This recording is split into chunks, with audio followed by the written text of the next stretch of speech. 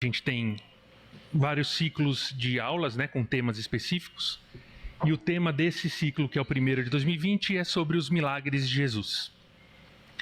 A gente vai estudar, a ideia é que a gente pegue os relatos de milagres específicos e a gente vai se debruçar sobre todos eles, né, um por um. Cada aula é um milagre, analisando diversos aspectos e contextos deste milagre. Só que a minha aula, como é a introdução, eu não vou falar de um milagre específico, eu vou fazer meio que uma introdução mais ampla. Meu objetivo aqui é que a gente se prepare para as aulas dos milagres, né, para cada milagre específico. Então, que a gente comece a colocar a nossa cabeça para enxergar outros aspectos do milagre, que não só o milagre em si, né, não só a maravilha, né, o que aconteceu, mas todo o entorno que envolve o conceito de um milagre. Eu vou fazer uma oração para começar e aí a gente já entra no tema. Obrigado, Senhor, pelo dia que começa. Obrigado por mais um ciclo de escola dominical, Deus, que a tua igreja, que a comunidade venha em peso, Senhor, esteja presente nesses cursos e que cada um dos professores que for falar seja abençoado e orientado pelo teu Espírito, ó Deus. Que não seja eu ou outro professor que esteja falando aqui, mas que a tua voz, Senhor Deus, seja ouvida, apesar de quem está aqui no microfone.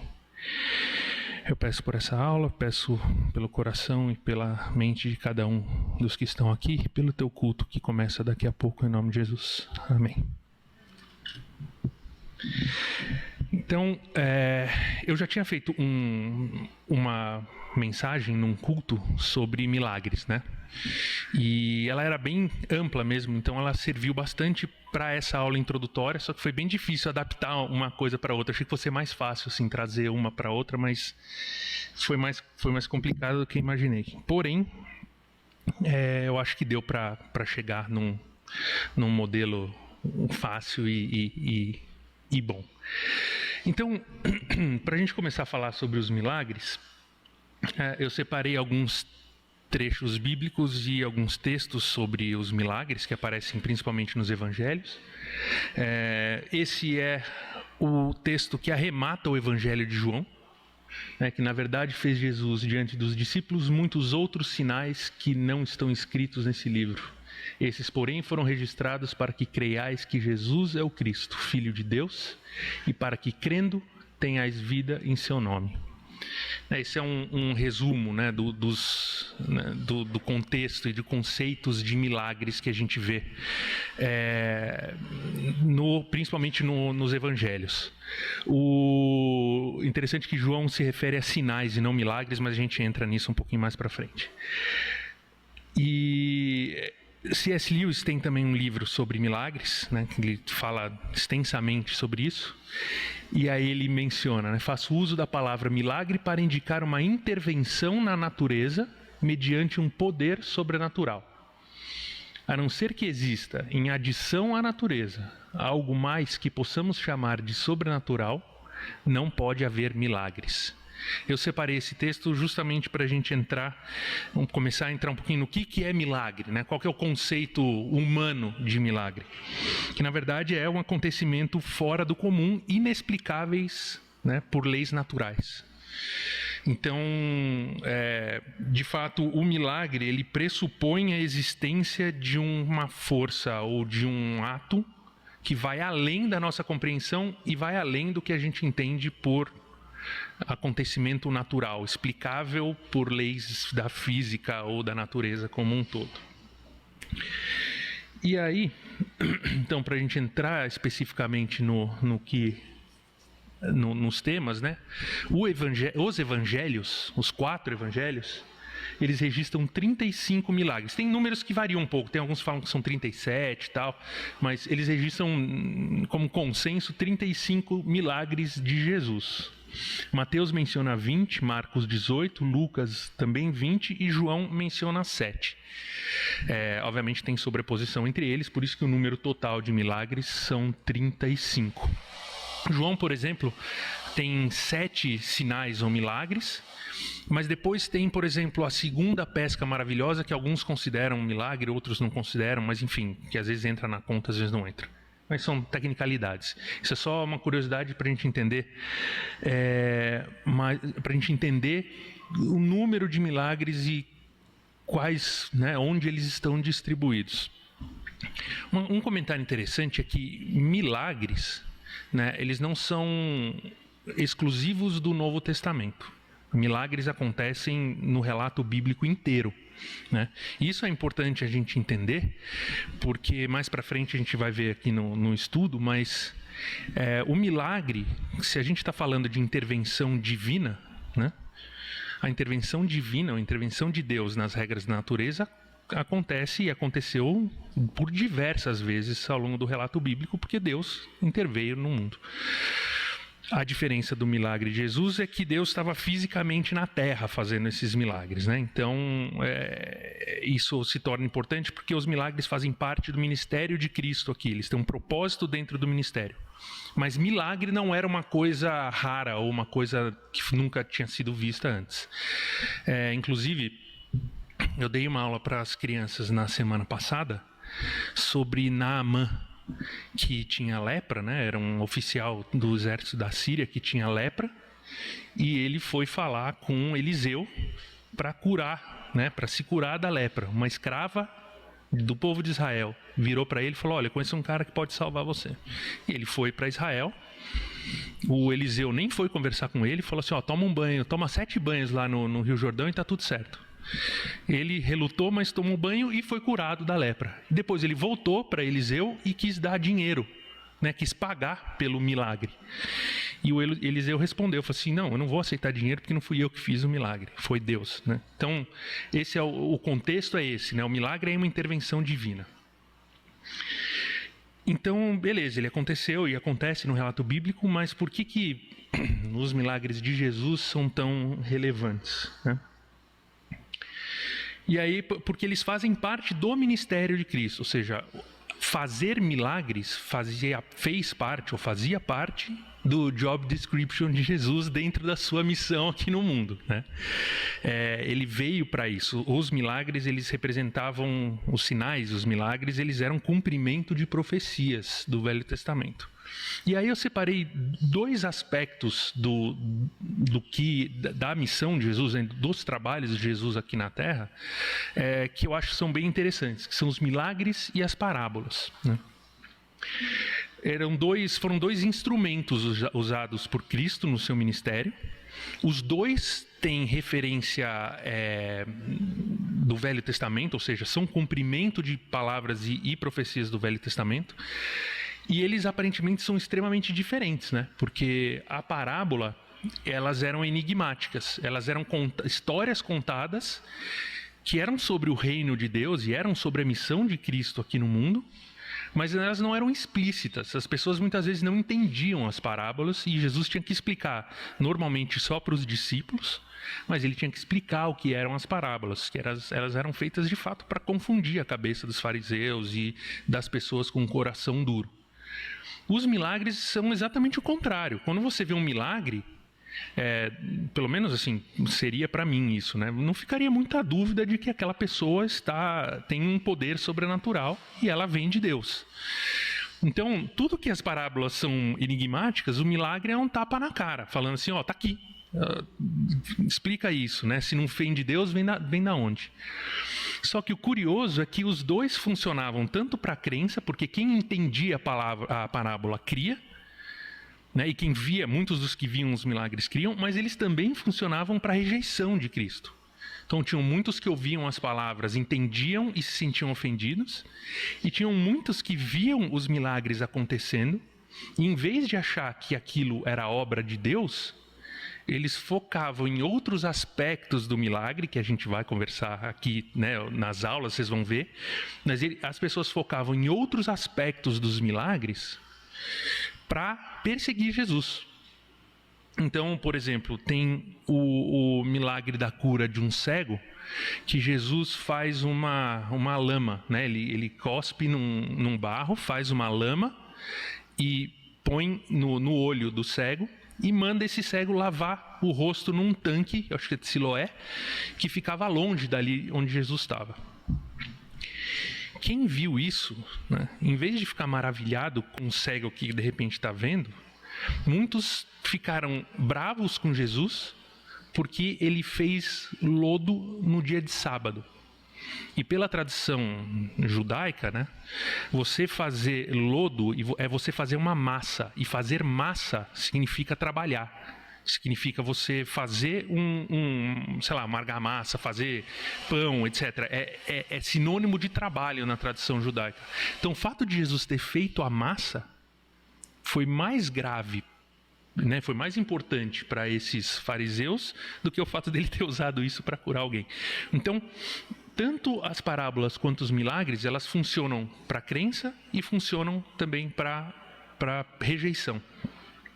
Então, são dois aspectos do ministério de Cristo que eu acho que são importantes e a gente vai focar num deles, né, são os milagres nesse caso.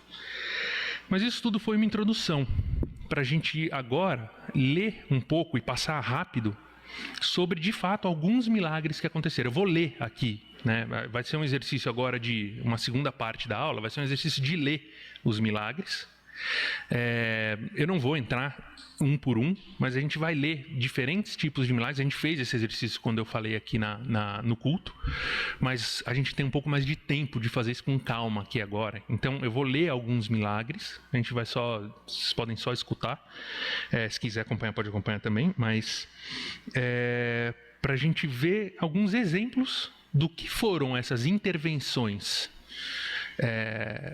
sobrenaturais feitas pelas mãos, né, e pelas palavras de Cristo no mundo. Tá? Então eu vou começar com o primeiro ato sobrenatural, ou o primeiro sinal, o primeiro milagre de Cristo, que é transformando a água em vinho. Está em João 2, capítulo 7, versículo 11. Esse é o primeiro milagre relatado por João no seu livro, né, no Evangelho de João. Então é assim: e faltando vinho, a mãe de Jesus lhe disse: não tem vinho. Respondeu-lhe Jesus: mulher, que tenho eu contigo? Ainda não é chegada a minha hora. A sua mãe disse aos serventes: façam tudo quanto ele vos disser. E estavam ali postas 6 talhas de pedra para as purificações dos judeus, e em cada uma cabiam 2 ou 3 almudes. Disse-lhe Jesus: enchei de água essas talhas, e encheram-nas até em cima. Vou parar por aí, né, só para a gente saber o que aconteceu depois. Todas as talhas que foram enchidas com água, foram transformadas, a água foi transformada em vinho, e o vinho era melhor do que o vinho que estava sendo servido até então. Então, o que a gente vê nesse milagre de Jesus? Primeiro, né, que não tem uma finalidade necessariamente nobre. Né? Não é que é uma pessoa cega que não consegue ver, ou alguém que não consegue andar. Não é algo nobre no nosso ponto de vista. Simplesmente vai acabar o vinho na festa, beleza. Mas Jesus vai lá e faz.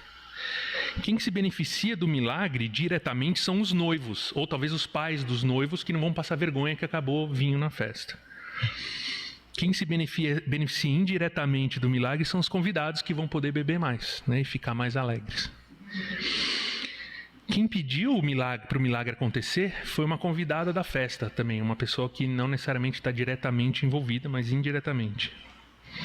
Jesus estava presente ali e tomou atitudes físicas, né? Pediu ações práticas, e a gente não sabe quais são as consequências desse milagre, fora o fato de que as pessoas tiveram mais vinho para beber e ficaram alegres e se maravilharam.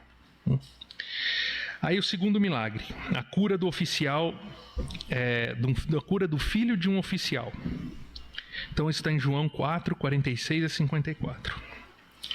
Pela segunda vez foi Jesus a Caná da Galileia, onde da água lhe tinha feito vinho. E havia ali um nobre cujo filho estava enfermo em Cafarnaum, que era longe dali. Ouvindo este que Jesus vinha da Judéia para Galileia, foi falar com ele e rogou-lhe que descesse para Cafarnaum e curasse o seu filho, porque estava à beira da morte. Então Jesus lhe disse: se não virdes sinais e milagres, não crereis. Disse o nobre: Senhor, desce antes que meu filho morra. E disse-lhe Jesus: vai, o teu filho vive. E o homem creu na palavra que Jesus lhe disse e partiu de volta. E aí ele desceu, e no meio do caminho os servos dele encontraram com ele e falaram que o filho dele estava curado. Tá aí outro milagre, né? A finalidade desse, ao contrário do vinho, era teoricamente nobre. Ele salvou uma vida, né, de alguém. O beneficiário direto do milagre nem sabia o que estava acontecendo. O menino estava na cama à beira da morte. Ao contrário do vinho, que as pessoas sabiam o que estava acontecendo ali. O beneficiário indireto, que era o pai, sabia o que estava acontecendo e fez um pedido. E Cristo curou, eu brinquei até no coisa, né? Cristo curou por Wi-Fi. Ele estava a léguas de distância e fez a cura sem estar fisicamente presente. Ou seja, a presença física de Cristo foi irrelevante para o milagre acontecer ou não. E a consequência desse milagre direta foi a cura e indireta foi para que as pessoas crescem no poder de Cristo. Muito bem. Terceiro milagre, e a gente vai indo, tá? A cura de um paralítico de Betesda. João 5, de 1 a 9. Ora, em Jerusalém há, próximo à Porta das Ovelhas, um tanque chamado em hebreu Betesda, que tem 5 alpendres. Nesse tanque jazia uma grande multidão de enfermos, cegos, mancos, ressecados, esperando o movimento da água. Porque um anjo descia em certo tempo ao tanque e agitava a água. E o primeiro que entrasse na água depois do movimento, sarava de qualquer enfermidade que tivesse. E estava ali um homem que há 38 anos se achava enfermo. Jesus, vendo esse homem deitado e sabendo que ele estava no estado há muito tempo, disse-lhe: você quer ficar são? E o enfermo respondeu: Senhor, não tem homem nenhum que, quando a água é agitada, me coloque no tanque. Mas quando eu vou, sempre vem outro antes de mim. Jesus lhe disse: levanta, pega o seu leito e anda. E logo aquele homem ficou são, e tomou o seu leito e andou. E aquele dia era sábado. Então os judeus disseram àquele que tinha sido curado: hoje é sábado e não é permitido você carregar o seu leito. De novo, né? Entrando na análise do milagre. A finalidade era nobre. Era algo, a cura de algum doente. Mas não houve pedido direto. Ao contrário do filho do nobre, o paralítico, ele não pediu a cura. Ele só comentou, falou assim: eu não consigo me curar no tanque aqui. E Jesus perguntou para ele se ele queria ser curado. Jesus estava fisicamente presente e fez o milagre ali na hora. A consequência direta foi a cura, mas a consequência indireta foi o quê? O escândalo dos fariseus no momento. Então isso é legal para a gente ver que o contexto dos milagres ele varia muito. As consequências do milagre variam demais. Se a gente fica prestando atenção só no milagre, né? Paralítico que anda, cego que vê, filho que é curado, vinho, água que... Se a gente só olha para esse elemento mágico e sobrenatural, a narrativa do milagre ela fica muito pobre, ela fica muito rasa. O contexto do milagre, né, o que está em torno do milagre, é o que torna ele válido, é o que torna o milagre relevante. Então a nossa tendência é ser sempre imediatista, né? Ser sempre muito causa e consequência. O que tinha? O que aconteceu? Ah, ótimo. Mesmo quando a gente quer milagre para a gente, né? Quando a gente vai orar por um milagre, normalmente está acontecendo alguma coisa que a gente não gosta. E a gente pede a intervenção divina.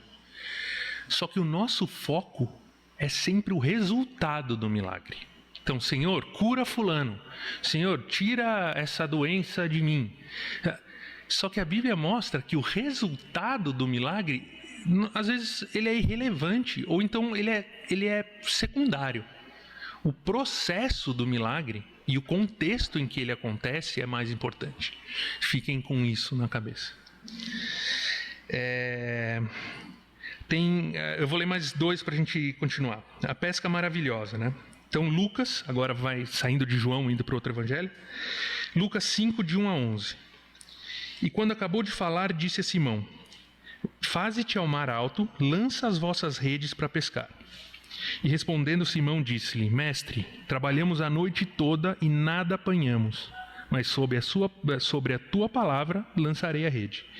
E fazendo assim, colheram uma grande quantidade de peixes, e rompia-se-lhes a rede. E fizeram sinal aos companheiros que estavam no outro barco para que os fossem ajudar. E foram, e encheram ambos os barcos de maneira tal que quase iam a pique.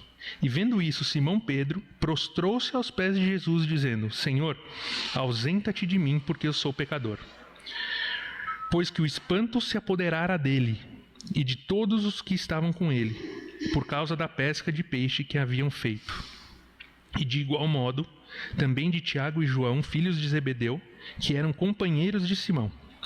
E disse Jesus a Simão: não temas, de agora em diante serás pescador de homens. E levando os barcos para a terra, deixaram tudo e o seguiram. De novo, voltando para a análise rápida, né? Não tinha necessariamente, então, eu estou dividindo motivo nobre e não nobre, basicamente cura e não cura, né? Porque na minha cabeça só é nobre se cura alguém. Não, mas nesse caso foi uma intervenção na natureza, né? Não foi. A gente leu casos, né? Beleza, o vinho foi uma intervenção também na natureza, mas nesse caso foi uma intervenção na natureza mesmo, né? Na mãe natureza ali, em seres vivos, né? Não foi a água que virou vinho.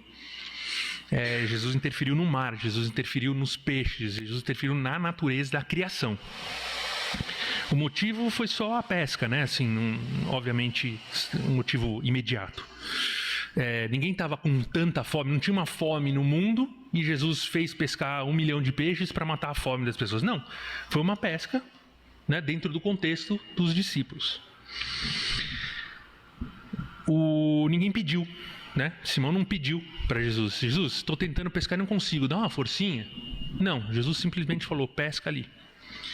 E uma coisa interessante, e esse é um relato em Lucas, né? É diferente de João, a gente vai falar um pouco mais sobre isso. Mas a gente nota muito enfoque na reação dos discípulos, de ficarem maravilhados, né, de ficarem assustados com o poder de Deus sobre a natureza, né, essa força, essa autoridade natural sobre um elemento que os seres humanos não têm controle. Muito bem. Aí eu quero ler especificamente interessante, que é a figueira amaldiçoada. Então é Mateus 21, 18 e 19 e Marcos 11, 12 e 14. Esse é outro milagre que é considerado um milagre, né, pelos teólogos. E ele é o seguinte: no dia seguinte, quando saíram de Betânia, Jesus teve fome. E, vendo de longe uma figueira que tinha folhas, foi ver se nela se acharia alguma coisa. E chegando a ela, não achou nada senão folhas, porque não era tempo de figos. E Jesus falando, disse à figueira: nunca mais coma alguém fruto de ti. E os seus discípulos ouviram isso. E eles, passando pela manhã, viram que a figueira tinha se secado até as raízes. E Pedro, lembrando-se, disse: Mestre, eis que a figueira que tu amaldiçoaste se secou. E Jesus respondendo disse-lhes: tende fé em Deus. E de novo, olhando para os, né, vamos olhar para os elementos. Qual que é o propósito desse milagre? Direto, né? Se a gente for olhar só para causa e consequência. Jesus matou uma árvore. Né? Jesus podia ter ido lá e machadado a árvore e matado. Mas Jesus matou uma árvore. Assim, né? Olhando assim friamente, né, causa e consequência, qual que é o ponto disso? Para quê? Né? Que isso ajuda? E agora, de novo, alguém pediu? Não, ninguém pediu. Ele decidiu ir lá por conta própria fazer isso. Agora, quando a gente começa a olhar para o contexto e para a consequência, né, para as causas, a gente enxerga que houve uma demonstração de poder da parte de Cristo. Então, as pessoas que estavam em volta, nesse caso os discípulos, viram uma manifestação de autoridade sobre a natureza.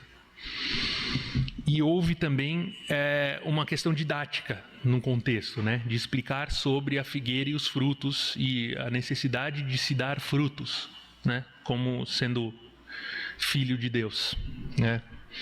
Então, de novo, o milagre em si... Oi. Um relato de Mateus, ele segue falando que, apesar desse plano dos discípulos, vocês vão fazer isso também, se vocês tiverem fé e coisas assim. Sim. Vocês podem dizer que vão se jogarem ao mar e pedirem no coração, receberão. Exato. Então, é isso, o contexto de explicar o poder de Cristo, né, e a nossa relação com isso. Então, teoricamente, eu lembro que o Fred até brincou falou, você está falando que Jesus cometeu um crime ambiental. Eu falei, na legislação atual, talvez ele fosse enquadrado, né, os fariseus iam prender ele por crime ambiental. Então, gente, assim, como esse, existem vários outros relatos, né? E o que a gente extrai, né? Obviamente a gente pode extrair milhares de coisas sobre isso. Mas o que a gente extrai desses relatos que eu acabei de ler, né? Dos milagres que a gente leu rapidamente? Bom, a primeira coisa é que eles acontecem no mundo real, né? Os milagres acontecem no mundo real. As pessoas experimentam, as pessoas reagem a ele, as pessoas sofrem consequências do milagre na prática, né? O segundo ponto, os milagres, eles servem um propósito divino e não humano. Se os milagres seguissem um propósito humano, as consequências desses relatos iam ser diferentes das que aconteceram, ou talvez eles nunca teriam acontecido, né? E isso é uma coisa que a gente normalmente tende, né, como eu falei um pouquinho antes, a gente tende a tentar se apropriar do milagre como se fosse algo para servir aos nossos propósitos, né, a nossa vontade. Mas todos os relatos bíblicos de milagres mostram que a nossa vontade é secundária no milagre. Ela pode fazer parte da construção do milagre, do seu contexto, mas ela não é necessariamente o cerne do milagre, né? Ela não é o objetivo do milagre. Então tem que ficar com isso em mente. E terceiro ponto, eu não estou esgotando todos os pontos, tá? Mas o terceiro ponto que eu quis separar aqui é o que a gente comentou um pouquinho antes.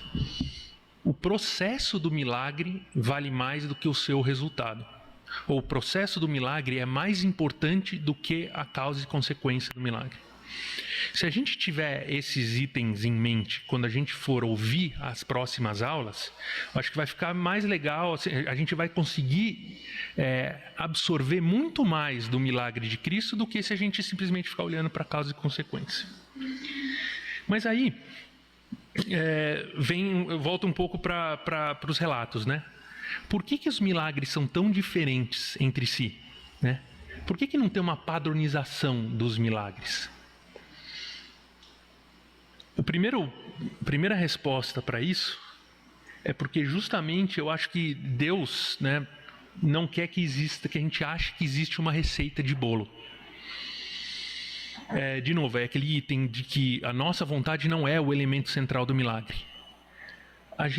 Nós como seres humanos em geral, né, a gente adora ter controle das coisas. Eu gosto muito de ter controle das coisas.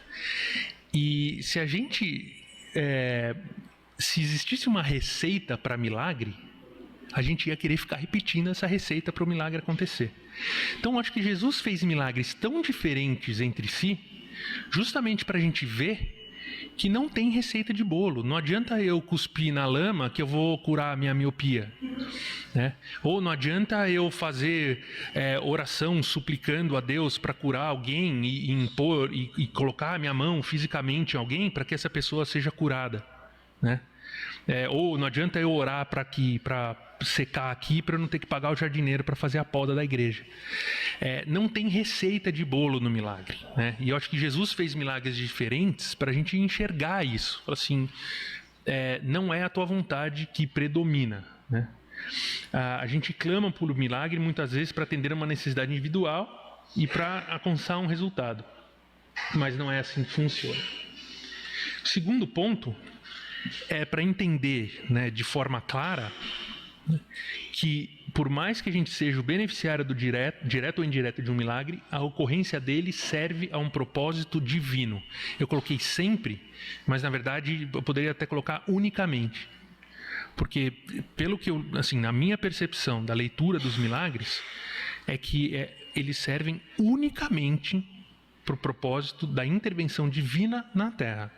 É o propósito de Deus que se cumpre. A gente teve a aula do reino, né? A gente teve as aulas do Reframe, que uma das aulas que eu dei foi aquela história de que a roda continua sempre girando, né? A história de Deus, né, da criação, e do relacionamento de Deus com o homem até a chegada do reino, ela vai acontecer querendo a gente ou não, ou a gente interferindo nisso, né, ou colaborando para isso ou não. E eu acho que o milagre ele relata um pouco essa história. A intervenção divina na Terra vai acontecer pela vontade de Deus e ponto final, para cumprir o propósito de Deus para a humanidade. E aí eu vou fazer um parênteses agora. Eu achei que agora era a melhor hora para colocar isso, porque a gente identifica, né, essa questão do propósito divino muito claramente nos evangelhos, né? Os 4 evangelhos, ao tratar dos milagres, todos eles, sem exceção, relatam, né, e apontam para a divindade do milagre, ou seja, falando que o que está acontecendo aconteceu porque Jesus era filho de Deus. Só que, curiosamente, os 3 primeiros evangelhos, que são chamados evangelhos sinóticos, que eles têm muitas semelhanças entre si, eles enfocam não só nessa parte do milagre como indício, né, ou prova da presença divina na Terra, mas eles enfocam em outros aspectos do milagre também, né? Principalmente aspectos de poder e de maravilha do milagre. Só que João, que é um evangelho considerado, entre aspas, separado dos outros, porque não tem tantas semelhanças, né, com os 3 evangelhos iniciais, João tem um foco muito claro nos milagres, que é o foco do divino. Então eu separei um pouquinho como que os milagres são vistos nos evangelhos de Mateus, Marcos e Lucas, que são os evangelhos sinóticos, e como eles são vistos no evangelho de João. Essa questão, né, dos sinóticos e não sinóticos é uma questão teológica, assim, bem mais profunda do que isso, do que eu estou falando. Ela é tão profunda que às vezes eu acho que ela confunde um pouco as coisas, porque entra nessa história de quando que um foi escrito, quando que o outro foi escrito, qual se baseou em qual. Mas o que os estudiosos apresentam é que João claramente tem um fio condutor diferente dos demais, né? Enquanto os outros 3 são muito semelhantes na construção, nas falas e no que é relatado. Mas o que é interessante é que nos evangelhos sinóticos, os milagres, eles expõem diferentes propósitos da vontade e da atuação de Deus no mundo. Então, eles falam sobre a divindade de Cristo, né? Que Cristo é filho de Deus por causa dos milagres, mas eles falam sobre a autoridade e poder de Deus e de Cristo sobre elementos humanos, e eles falam sobre a autoridade e poder de Cristo como mestre, como grande conhecedor da lei. A palavra milagre e os relatos dos milagres normalmente são colocados no original como dunamis nesses 3 evangelhos, que é uma palavra que se refere a poder miraculoso, ou um ato de poder. É uma coisa mais divina do que uma coisa mais física do que uma coisa divina. E a reação das pessoas. Então. Eu não fui até tão profundamente assim, mas enfim. Então, e a reação das pessoas que veem isso, né, que se presenciam o milagre, é uma reação de maravilha, né? Tem um termo também específico para falar sobre a reação das pessoas, que é um sentimento de estupefação frente ao maravilhoso, né? Frente ao sobrenatural. E outra palavra que é usada é essa, eu vou falar exousia, eu não sei se exousia, ótimo. E aparece também apontando para esse poder de autoridade, né? E também existe os relatos que apontam para a divindade, mas esses dois são muito específicos dos 3 primeiros evangelhos, né? E aí, o que eles mostram, talvez, é esse relato mais amplo, de você reconhecer a divindade de Cristo por conta dele ser filho de Deus, né? do que ele manifesta ser algo divino, mas também ser fruto de um poder e ser fruto de uma autoridade. João, o evangelho específico de João, ele fala menos, ele não relata tantos milagres, a gente viu lá no começo, né? São 20 em Mateus, 20 em Lucas, 18 em Marcos, alguma coisa assim. João são 7. Ele é bem mais sucinto nos milagres, e o objetivo dele é bater na tecla de que os sinais e os milagres são decorrentes do poder de Deus. O milagre que Jesus faz é porque ele é Deus. Ponto. Esse é o objetivo de João. Tanto que o termo que ele usa é semeion, ou semeion, não sei. Que a presença é a palavra que se refere aos sinais, que é uma palavra que remete ao divino, unicamente. É a presença de Deus. Então, esse é um aspecto interessante da diferença entre os milagres de João e dos evangelhos sinóticos, né? Que a gente nota e que, de novo, apontam, embora tenham outros aspectos nos sinóticos, eles apontam para o caráter divino de Deus. E eles só reforçam o fato de que o milagre acontece por um propósito divino, por uma intervenção de Deus no mundo. Eu posso ler o que você já tinha projetado? Aqueles 2 versículos no final de João que reforçam isso, né? Que logo no início da aula... Sim, João 20. João 20, 30, 31. Na verdade, fez Jesus diante dos discípulos muitos outros sinais que não estão escritos neste livro. Estes, porém, foram registrados para que creais que Jesus é o Cristo, o Filho de Deus, e para que, crendo, tenhais vida em seu nome. Sim. O Filho de Deus. João repete muito isso. Que os sinais e as obras de Cristo apontam para o fato dele ser Filho de Deus, ou o próprio Deus encarnado. Aliás, todo o Evangelho de João, ele começa com isso, né? Ele começa com o verbo, né? O verbo se fez gente, habitou entre nós. Ele trata muito desse aspecto da divindade de Cristo.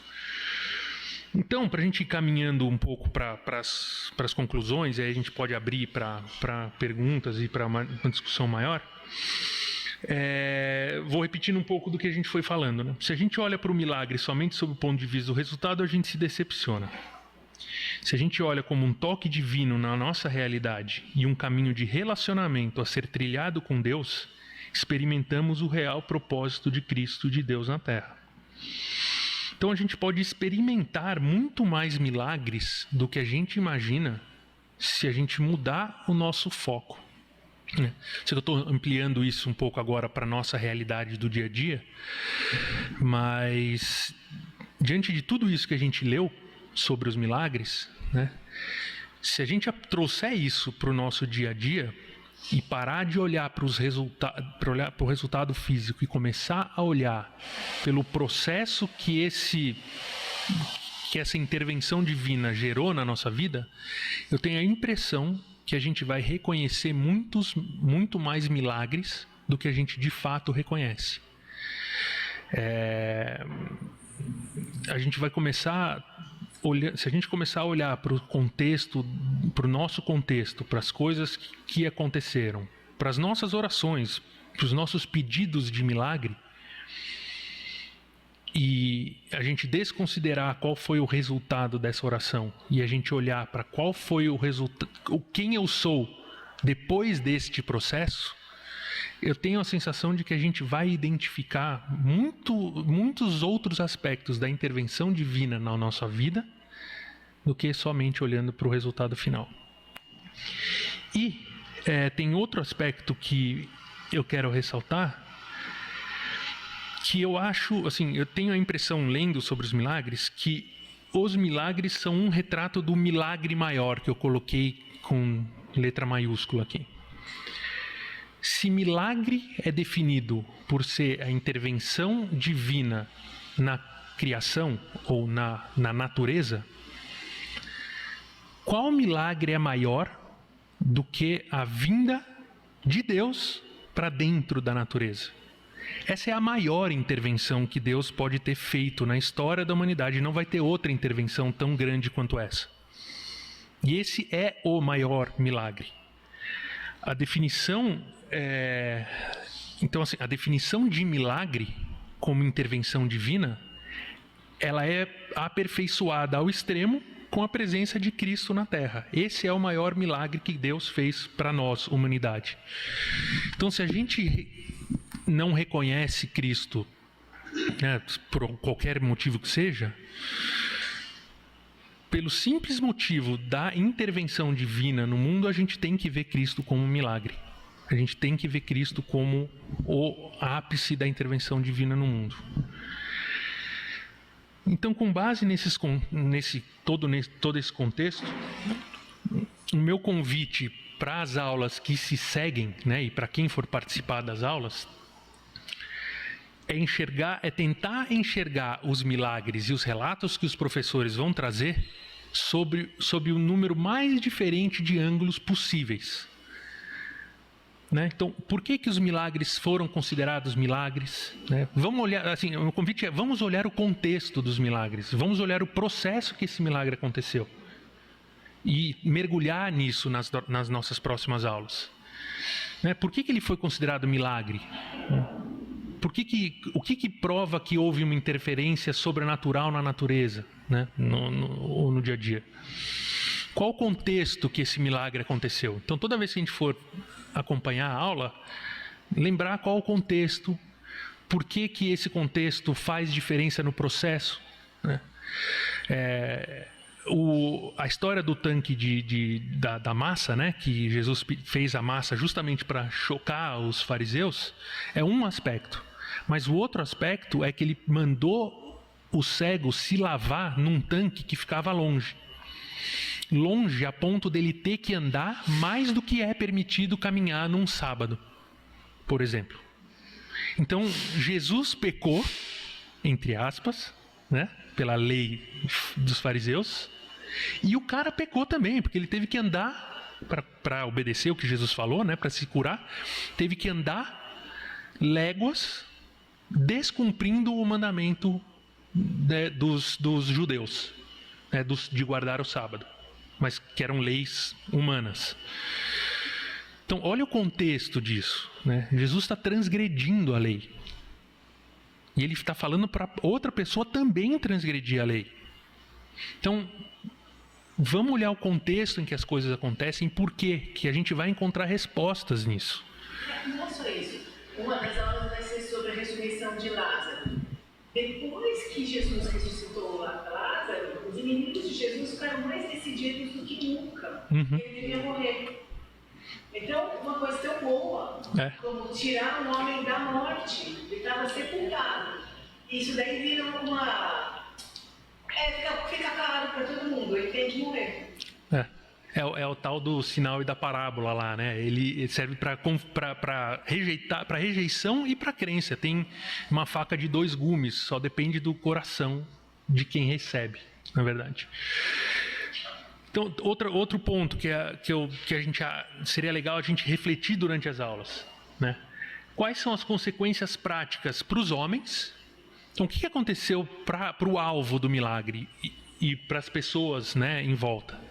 E qual que é a consequência para o reino de Deus, ou para os propósitos de Deus para a Terra, né? Então, por exemplo, de novo, voltando ao cego, a consequência para o reino foi justamente a escandalização dos fariseus para Jesus se posicionar sobre o sábado, para ele falar que, olha, eu sou o Senhor do sábado. E assim, dentro desse contexto, né, por acaso não é permitido fazer o bem, mesmo que seja num sábado? Então, qual que é o contexto para o reino de Deus desse milagre? O que ele traz de consequência para o projeto de intervenção divina na Terra e para a reconciliação entre homem e Deus? E, por fim, quais são as consequências que a gente aplica para o nosso dia a dia, né? O que a gente traz para o nosso contexto desse milagre que aconteceu há 2000 anos atrás? Porque a gente traz para o nosso contexto, porque a reconciliação é a mesma.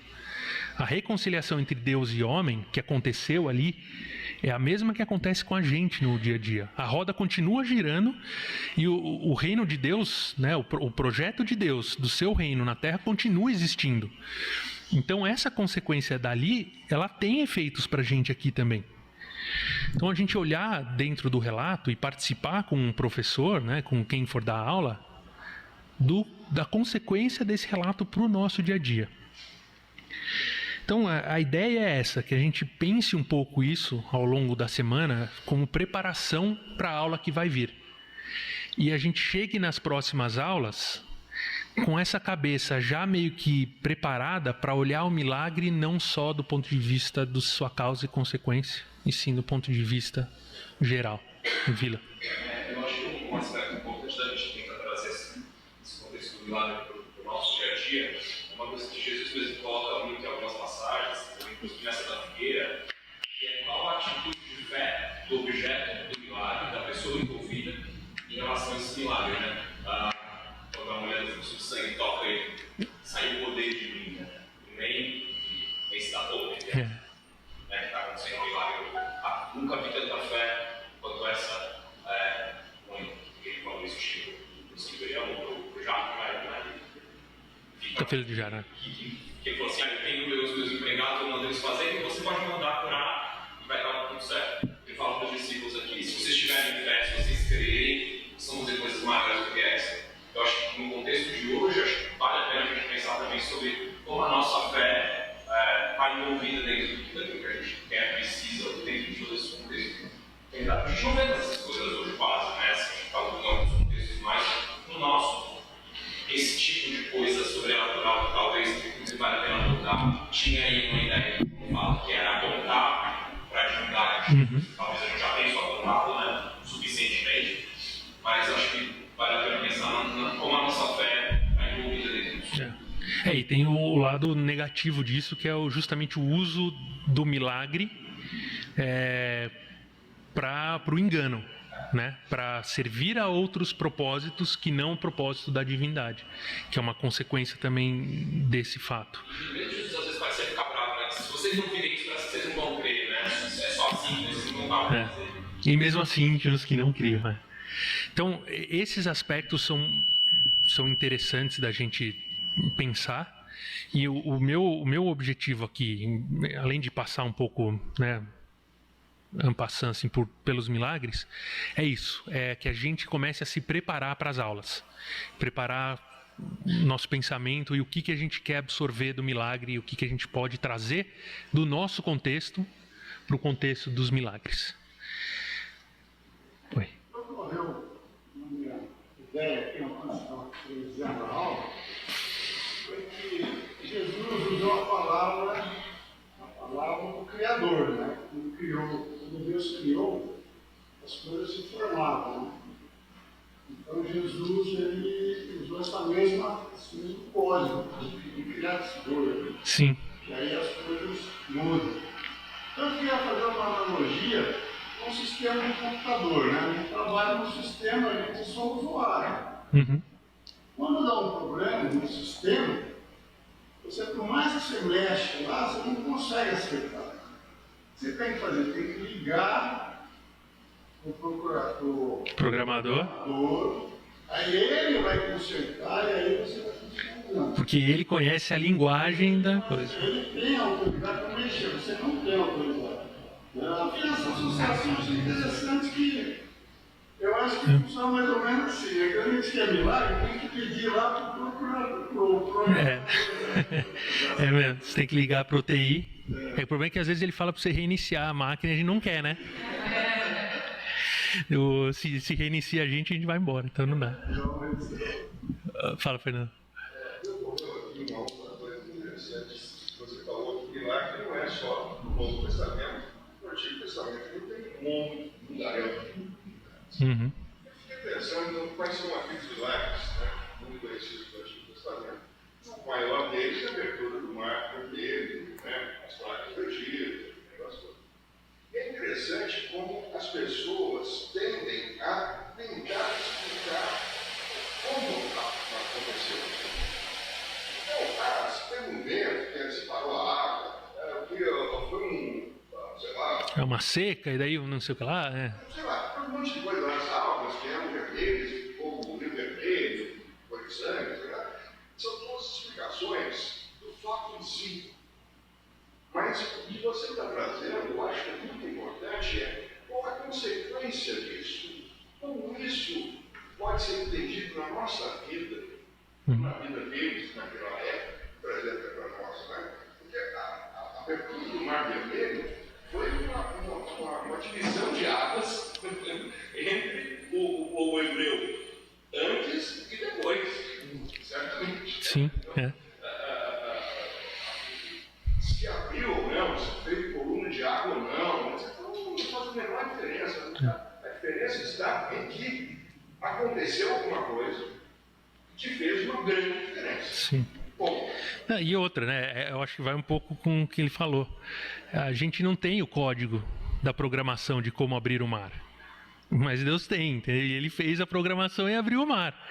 Se abriu usando regras naturais ou não interessa, porque quem deu o código não fomos nós, foi ele. Então, é um pouco isso também, assim. Então, gente, assim, são 2 para as 10, então acho que eu mantive dentro do 2 para as 11. Alguém tem mais? Alguém quer fazer alguma colocação? Alguém quer... Lembrando que Deus não pode mesmo, a criação do mundo foi assim, separou as águas. Dessa forma. Aí depois separou as águas da manhã e fez uma passar. Então... Ajuda muito também a entender que se você começar a ler sobre física quântica, que está em grande descoberta nos últimos 100 anos, vai chegar que é possível realmente acontecer essa mudança da matéria, porque a física quântica explica muito sobre essa possibilidade real das coisas se mudarem. O mundo não é tão estático como a gente imagina. Sólido, firme, uma vez criado não muda mais. É possível. Meu sonho é encontrar o portal para outra dimensão. Pode falar. Que me ocorreu agora também falando em código, que eu creio que tem um código assim, que Jesus ensinou pra gente, que ele pode fazer os milagres. Que um código é a gratidão. Na passagem que Jesus multiplicou os pães, ele só tinha poucos pães e alguns peixes, e uma multidão imensa para alimentar. E nessa passagem, ele pega o pouco que ele tem e ele agradece a Deus por aquilo. E aí ocorre um milagre. Então, eu acredito que quando a gente agradece, Deus faz milagre nas nossas vidas, né? Às vezes a gente tem uma vida só ficar reclamando. Ou pedindo. Pedindo, reclamando. E Deus, a vontade de Deus é que a gente agradeça. Ele está aqui no versículo que a vontade de Deus é que a gente agradeça em todas as circunstâncias, né? Então tem um código que sim, quando a gente agradece, Deus faz os milagres. E Jesus deu esse exemplo.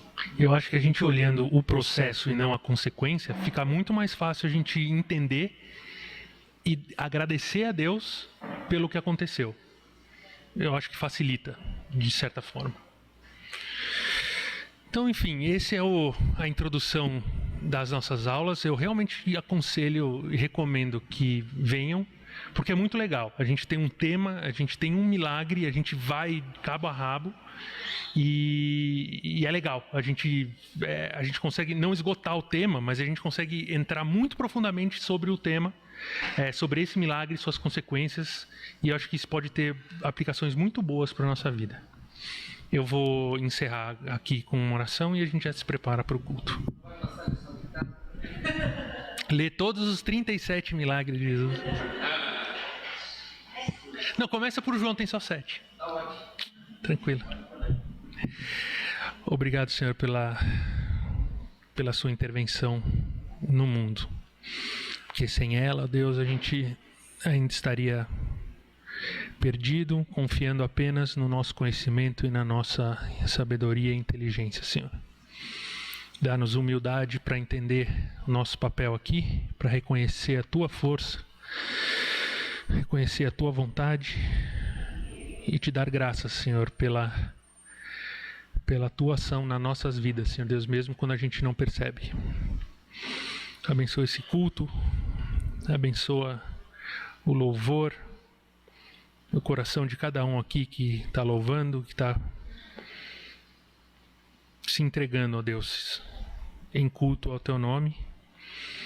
E guarda-nos durante esse domingo, ajuda-nos a sermos fiéis e sensíveis à Tua vontade. Em nome de Jesus, amém.